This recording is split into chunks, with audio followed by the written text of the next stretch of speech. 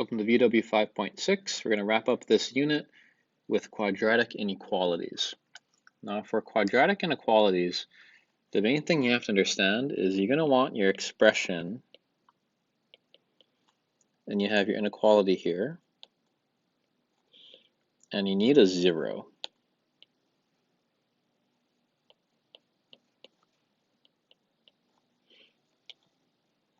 So really put a box right here. And I can't emphasize how important that would be. You need a 0 to work with. So for our first one, notice how we got it. It's already 0, which is great. So now we're going to solve it like a regular equation. We're going to factor. Now at this point, it's going to be a little different. Instead of writing x equals, we're going to write z for 0. The zeros are 6 and -2. Now from here, I'm going to teach you a technique called a sign chart. Sign chart is a very helpful technique, and you're going to use it for like the next 3 years. The way it works is you create a number line, and you put your zeros in order because it's a number line. -2 and 6. Then I'm going to drop dotted lines from our zeros here. So what we're doing is we're breaking up all possible numbers using the zeros. On the left, we're going to put the factors I have, x minus 6, x plus 2, and then we're going to make a therefore row. So if you remember, this is kind of like the chart we made with absolute value inequalities, except it's going to be a little bit easier. So now we're going to pick a number, let's say left of -2. So you can pick anything. I'll say like -10. Plug it in and just think if the outcome is positive or negative. So -10 minus 6, that's negative. -10 plus 2, that's also negative. So what this tells you is that if you pick a number less than -2 and plug it into these expressions, they're both negative. The therefore is you multiply these together because it's saying multiply these two together right here. So our therefore is going to be positive because negative times negative is a positive. Now keep going.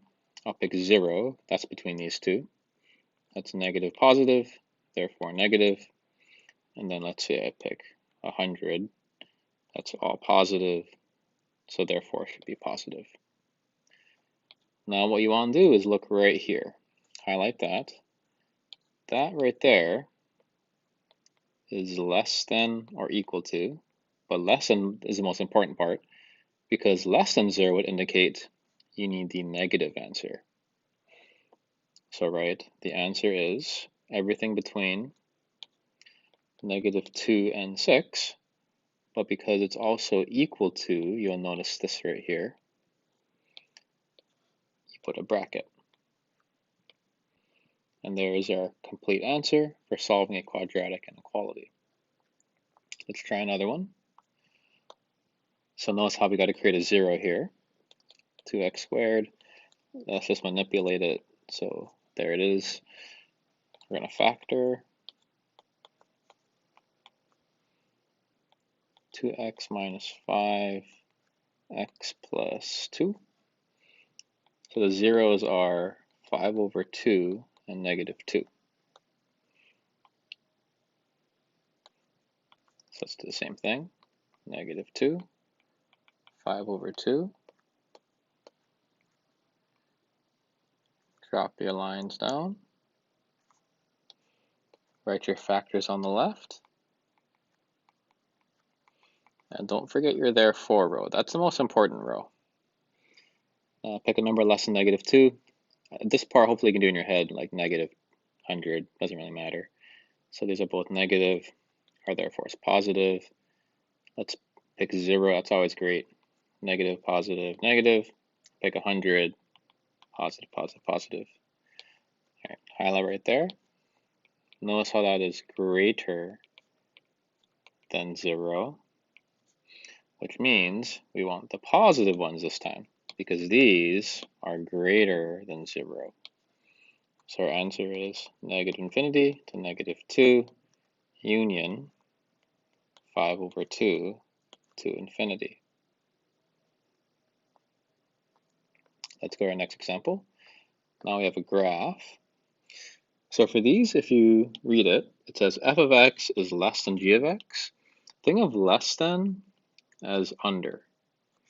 That's going to be more helpful when you're looking at a graph. So we're wondering, where is f of x under g of x? And I can see all over here, f of x is under the line. So the answer is negative 2 to 5 over 2.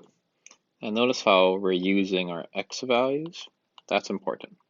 You're always using your x values to describe the solution to the inequality here. So this one must mean over, or let's write above. That might be better. Whereas f of x above g of x, so that's going to be a highlight here. This region and this region. The solution is negative infinity to negative 2, but bracket because there's an equal to. Always be aware of that. Then union 5 over 2 to infinity. And there's our solution. Now here's the last one. This is interesting because if you try to factor it, this is not factorable, which means we gotta kind of think about what's happening. Either there is no intercept, or we gotta use quadratic formula and the intercepts are kind of like weird numbers. Either way, let's do the quadratic formula. Let's see what's actually happening. So x is equal to opposite b plus minus the square root of b squared minus 4ac all over 2a. At this point, we should notice right here, your discriminant is less than 0.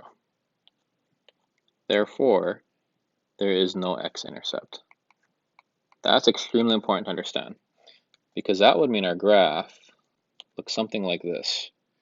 I know the y-intercept is 1, and then if we just sketch it, if there's no x-intercept, this is a positive, so notice how a is greater than 0, which means it opens up.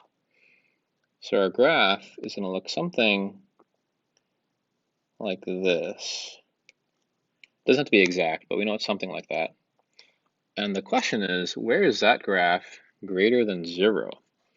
Now if you look at this, notice how it's above the x-axis all the time. So our solution is going to be all real numbers. This graph is always above the x-axis. Now if you look at part B right here, same thing, but where is it less than 0? So again, let's just copy that graph over. So here's the same graph. It's asking you, where is this graph less than 0? So really focus on this. This is your 0 line. If you're wondering where this graph is under the axis, or that 0 line, it's never.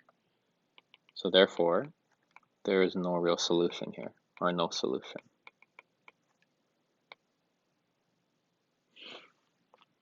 And that's it. So to summarize, up here, factoring is your first option, and then you make your sign chart. If it's not factorable, you do the quadratic formula and analyze it from there.